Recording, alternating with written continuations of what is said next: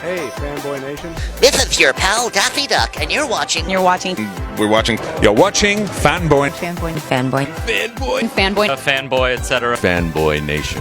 Dot, I assume Tom.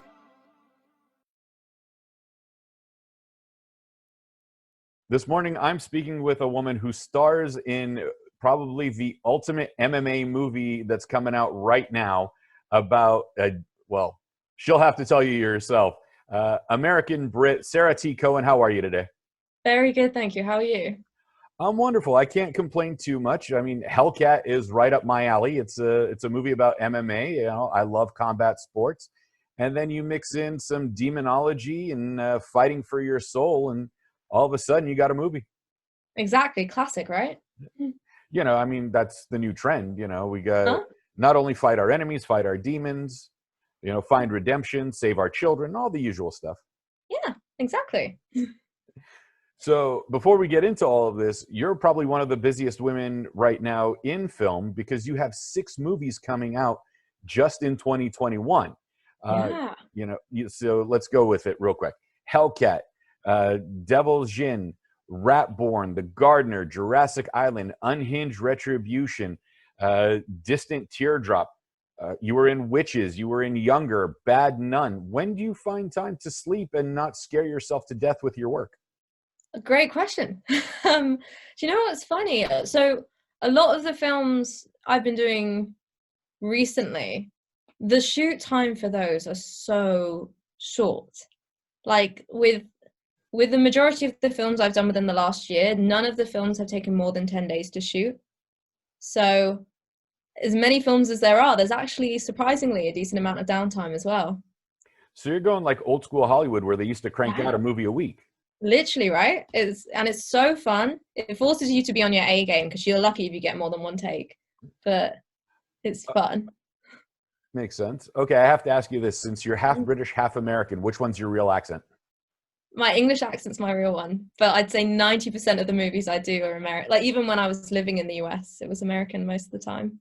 All right, we got to make sure on that. You know, we don't want you playing games with us here all of a sudden, turning on that acting. Well, it's funny, whenever I do like auditions in the UK, if it's for an American role, I'll just go in with an American accent. So I do sometimes play games, but this is the proper one. All right. Which one of your parents is American? My mum's American. So basically you're imitating your mom when you do your American accent. Essentially, yeah, because she's from New Jersey, but she has a really subtle accent. So pretty much I'm aspiring to be my mum when I do an American accent. There you go. Well, if you're going to aspire to be anybody, be like one of your parents, especially if they're good people. Exactly. Yeah. You know. So big ups to mom. We got to give her props, especially in training you in the American way. Exactly. Got a lot to thank her for. I'm sorry, what was that? I think I've got a lot to thank her for. Listen, just because you put milk in your tea doesn't mean you're better than everybody else. I think you actually downgrade. Latte. I'm fancy. Okay. Look at this. I made froth and everything. All right. You know, we'll forgive you because that whole milk in the tea thing, you guys ruined the tea. Do you think? I always do like a splash of tea, but then no sugar. No, I do all my tea straight black.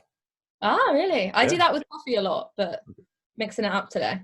Oh, trying to show off. I see how it is. Yeah, you know, just flexing on the coffee. So take us through HellKat. I mean, you know, again, demonology, mixed martial arts.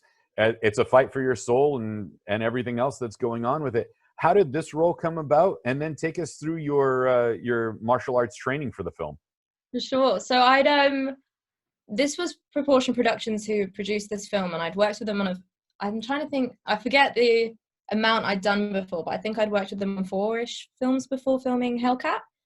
And so they were approached with the script, and were kind of like battling it out with a few other producers to get it, and then they got the amazing privilege of producing it. And when they were brought on board, they got me to submit on an audition tape for it. And I was nothing like what they were looking for at all for the part. Like, I'm tiny. They were looking for someone who was tall, Asian, has combat skills, American. So not me. And then I did the audition tape pretty much expecting not to get it. And then after they all came in, it took a while, and they finally were like, you know what, we'll go with you. And I was like, huzzah. And then in terms of the training, so I did one day of training with AJ, who's also in the film. And after that day, they were like, you know what? We're going to get you a stunt double. And I was like, good move. So they got me an incredible, incredible stunt double called Katrina, and she was phenomenal. So I cannot take credit for any of the training. Like, I went to some of the fight combat training days and watched it, but really I just do a few punches here and there. Like, she's the one who does all the flips, the legs being high, all that's her. Well, it's about time an actor finally gives their stunt double credit. No, I'm teasing. A lot of people do, so just some don't, and it irks a lot of people. You know, in the story, you have to save your son's soul in what's going on with HellKat. We understand that a mother's love is that strong, but is this also an argument for either not having children or giving up on being a step-parent? What an interesting question. Well, think about it. I mean, if it's your own kid, you're going to go fight to the death. If it's somebody else's, it's like, yeah, nice knowing you. Exactly. Well, it definitely like adds to the stakes, doesn't it? Because you're never going to have a situation like parents will, if they're a good parent, will always put their kid's life in front of theirs, and you probably wouldn't necessarily for any, like, they'll tend to pick their kids over their spouse or the person they're with, like that's the number one, and always over their own life. So that really does mean they have something against you. But you see in the film there's people with other reasons that they're there, other people they're fighting for. So, but I think for me, if it's a kid, that's the ultimate reason to be fighting. Right. If it's your own offspring, it's a part of you. It's essentially your own immortality continuing on with the next generation. Exactly. It's your line, right? Yeah.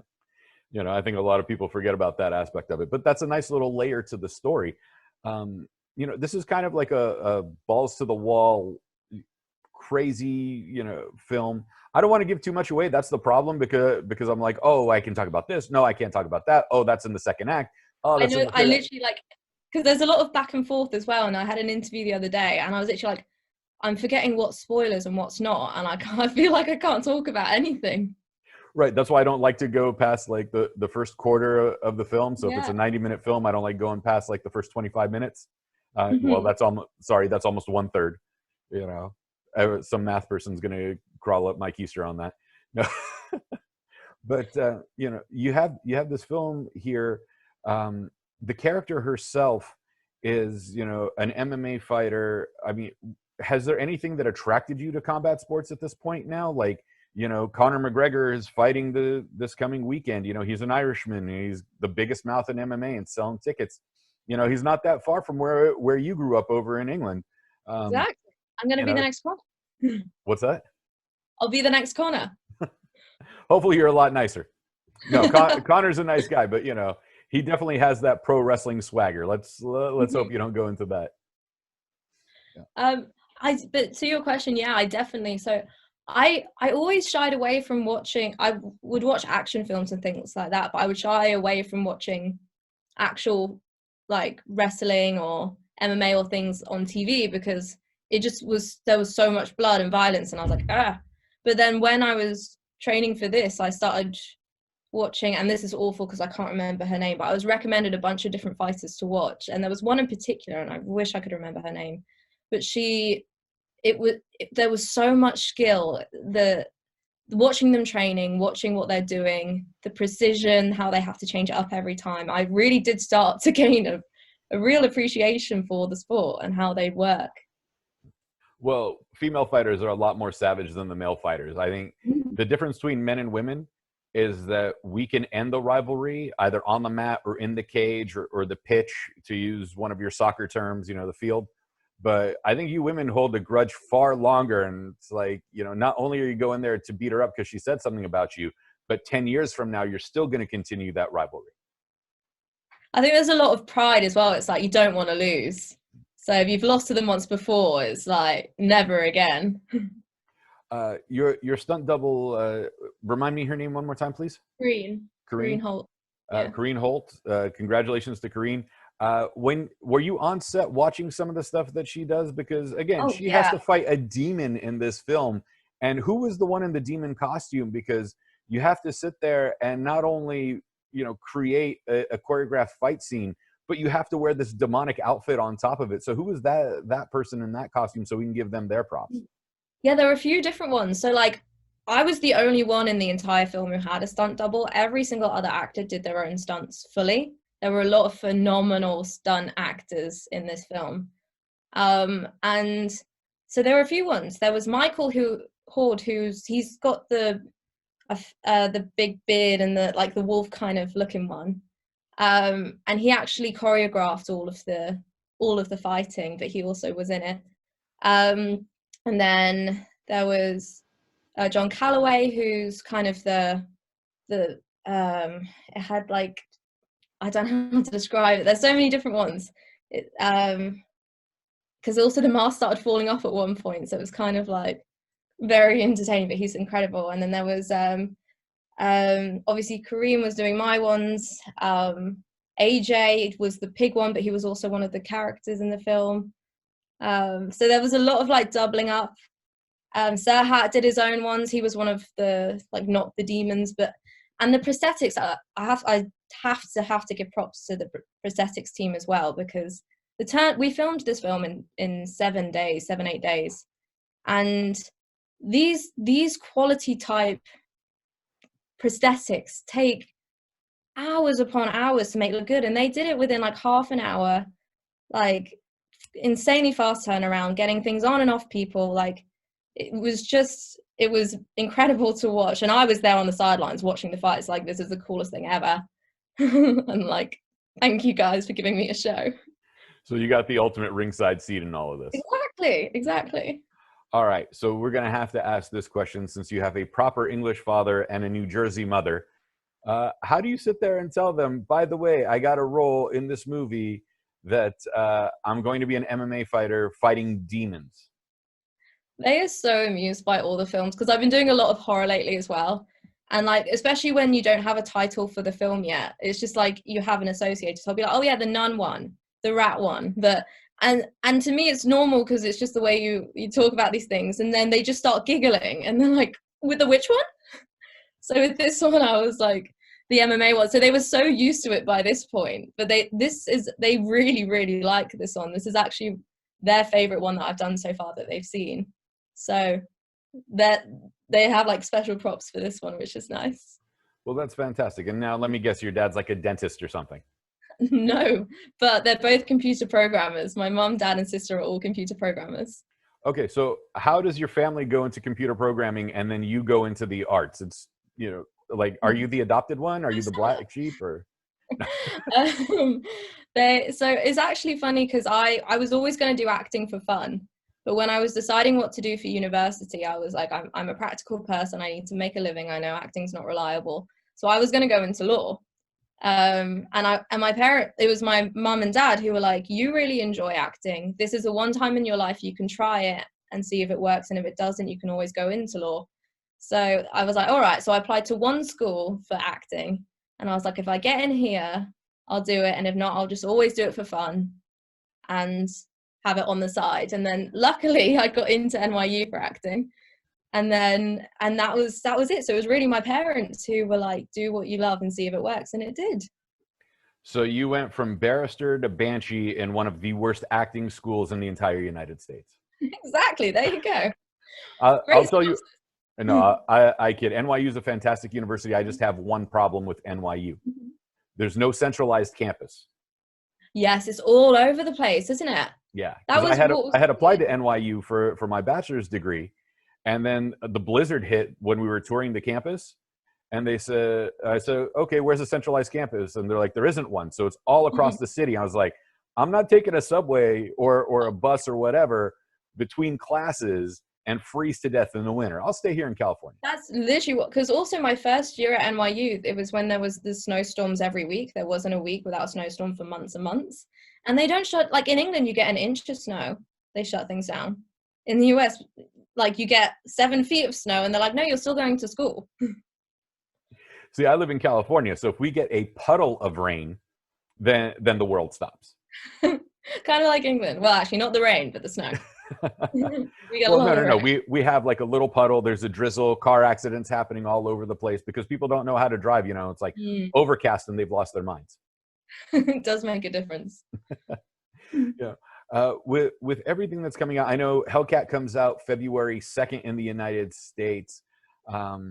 We're in California, we're still mostly on lockdown. I don't know how it is in England right now. I know that your prime minister had his bout with COVID and some other things going on over there, but I heard that you guys got a second lockdown. Has that happened recently?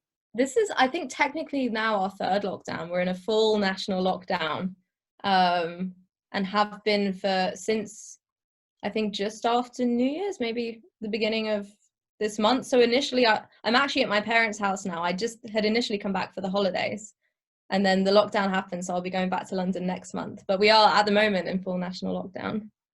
All right. See, I've seen 28 Days Later. You guys are on an island. Just contain it over there and leave the rest of the world alone, okay? I mean, we've tried, but it's too late now. Yeah. I'll tell you how you guys ruled the world. And this is the big secret to how England took over the world. And it's a two-parter. All right. First of all, you guys were in search of a decent meal. So you had to set out and go find spices. Mm-hmm. And then second of all, you gave all the colonies a dictionary and said, good luck and figure out how to spelling these things. By the way, write us a redress of grievances and then we'll address your complaints. Yeah, exactly. And it worked well. It did. We now have good food here. Right. Because of all the immigrants that went to the UK from the former colonies, now you actually have a decent meal, see? Yeah. Like, we actually cook with spice now. Look at us go. Right. I mean, you finally evolved to salt and now there's other things. I know. It took us long enough for salt. What was that, 1875 or? Yeah, sounds about right to me. Every English person that's going to be watching this goes, God, I hate that guy. Yeah, they're going to be like, what is this? Right. He's making fun of our food. It's 1900s. Come on, dude. Right. I know. 1910, I'm sorry. Just prior to the First Great War. But no, we try to joke around because the world is in an interesting state. Going back and forth, filming in the UK versus filming in the United States, and then such a shorter schedule with say HellKat was only 7 days. What is production like in the United Kingdom for a short shoot independent film versus the United States? Really good question. Funnily, when I was in the US, the things I did in the US were TV things. So they had insane budgets. So you would shoot two scenes a day, if that, and like you'd have nothing but time. And then in the ones in the UK, you can shoot up to 30 scenes a day. So it's the turn. Everyone has to be on it. I'm like, it was so cushy when I was in the US. Like, if you can do these independent movies, you can do anything because it only gets easier after doing these. Like, only gets easier. Does it almost feel like a TV shoot when it's a 7-day turnaround for an entire feature film? Kind of, a little bit, like, because usually with a feature film, you usually have 3 to 9 months, and the idea that sometimes you don't even get a week to film a full feature film. Like, it is insanely fast, but you also, like, it forces you to really make sure everyone's on it, and everyone really needs to be there for each other. You just have to understand that some things are going to mess up, and you've got to do your best to show the movie in the best light you possibly can. And then the director screams, we'll fix it in post, and the editor starts kicking things around. That is the most thing. Like, as soon as someone says, we'll fix it in post, there's like a collective groan on set. Mostly coming from the editor, I assume. Yeah. Good thing they're not on set, otherwise it would not be pretty. All right, so you've kind of become this scream queen, although in this one you're a demon fighter. What's next after this? Like, how do you calm down from making all these horror films? People usually watch horror films to escape. Do you watch documentaries to relax in this instance? Like, how does that work for you? Oh, good question. I actually do. I do like a lot of documentaries, but especially now. So it's not so much for the calming down. It's just considering the world right now. It's like, you want a release. You want to watch something fun. So I've mostly been watching comedies or classic films or things I've seen, like something just light and fun, because you need that. We don't need more like, oh, I feel sad now. So I've been watching a lot of that. Right. So you've been also reading War and Peace and a lot of of course I want to know more about how the world's messed up. But this time from the Russian perspective. So yeah, exactly. Well-rounded. On February 2nd, HellKat is released in the United States, VOD, DVD, everything like that. Has it been released in the United Kingdom already or not yet? No. They always get US releases first. So whenever people hear like, when's it getting released? I'm like, well, I know this in the US. Worldwide, I've got no idea. I think it just depends on like distribution, because they often get different distributors for different countries. So once it's released in the US, I think we'll then find out maybe a month or so later when the UK one is. Okay. Like I said, I don't want to go back and forth and give too many spoilers, and I'm trying not to, so we're having a real conversation, but let's make it known. It's February 2nd. You know, Connor already had his fight, so the casual MMA fan isn't going to be watching the UFC. Bellator is going to have something, but that's only for the hardcore fans like myself. And then One Championship's doing something this weekend, so we got to give them their, you know, we got to round out every major MMA promotion out there so no one feels left out. But for those of us hungry for a fight, why do we need to sit there and watch HellKat? Well, especially now. Like, I don't think it's going to be easy to make close contact films for a while. If there are, they probably won't be released for another couple years. In terms of action films where there's proper fighting, we got in there just in time, where it was just before COVID. So I don't know if there's going to be many other films like this for a good number of years. So if you like fighting movies, this is going to be right up your alley. It's also just a crazy, wacky story. It's fun. It's an exploration of independent movies, and it's an appreciation for the creation of movies. It's just kind of Mortal Kombat-esque. It's just a fun watch. Like, it's an escapism kind of watch. Well, I dig your answer and everything else. So what's the next wave before I let you go? I mean, you've done TV, you're on the horror rise right now. Are we going to Christmas movies next? I mean, obviously. The obvious next step. That's the evolution. Television, yeah. Horror, Christmas. Then Love Actually, done. The sequel to Love Actually, or are you guys going to remake it? That would be great. Let's do a sequel. Sarah T. Cohen, thank you so much for your time. Where can we find you on social media if we want to connect? Oh, I have Instagram. So I'm terrible at social media, so that's literally what I've got. Is it's the same name, so Sarah T. Cohen on Instagram, but that's the one. I have a Twitter, but I'm not very good at posting on it. So you can follow it if that's the one you have, but mainly Instagram for me. And the title is what? Sarah T. Cohen. So the same as the acting. So Sarah with an H. If you want to see Sarah's cat, go to Instagram. And if you want to try to argue politics with her where she'll ignore you, go to Twitter. Mm-hmm. Good synopsis. Sarah T. Cohen, thank you so much for your time. HellKat comes to the United States on February 2nd.